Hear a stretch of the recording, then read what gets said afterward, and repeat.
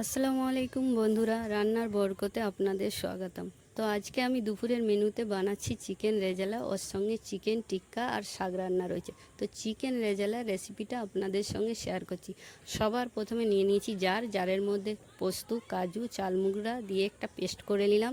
কড়ার মধ্যে তেল দিয়ে ওতে পেঁয়াজ দিয়ে পেঁয়াজটা ভালো করে লাল করে নিয়ে নিলাম বেরেস্তার জন্য। ওর মধ্যে দিয়ে দিচ্ছি অল্প পরিমাণে চিনি, গরম মশলা গুঁড়ো, ভালো করে মিক্স করে রেখে দিলাম।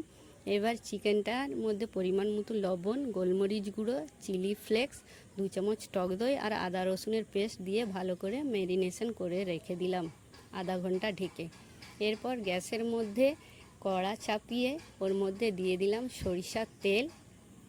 তেলটা গরম হয়ে আসলে ওর মধ্যে দিয়ে দিলাম গোটা মশলা, ম্যারিনেট করা চিকেনটা দিয়ে দিলাম ওর মধ্যে, নেড়ে চেড়ে এবার চিকেনটা ভালো করে কষতে হবে যতক্ষণ না ওর মধ্যে তেল বেরিয়ে আসে। পেস্ট করা পেঁয়াজ আর টমেটো, কাঁচা লঙ্কার পেস্ট দিয়ে দিলাম, আদা রসুনের পেস্ট 2 চামচ দিয়ে বেটে রাখা মশলাটা দিয়ে দিলাম, দিয়ে অল্প পরিমাণে জল দিয়ে রেডি হয়ে গেল। এবার ওপর থেকে বেরেস্তা দিয়ে দিলাম, কেওড়া জল, 2 চামচ ঘি, তারপর শুকনো গোটা লঙ্কা। এবার 5 মিনিট এটা দমে রেখে দিলাম।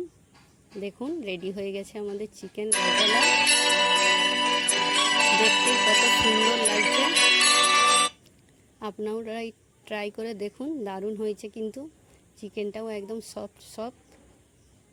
দোয়াতে মনে রাখবেন। আল্লাহ হাফেজ।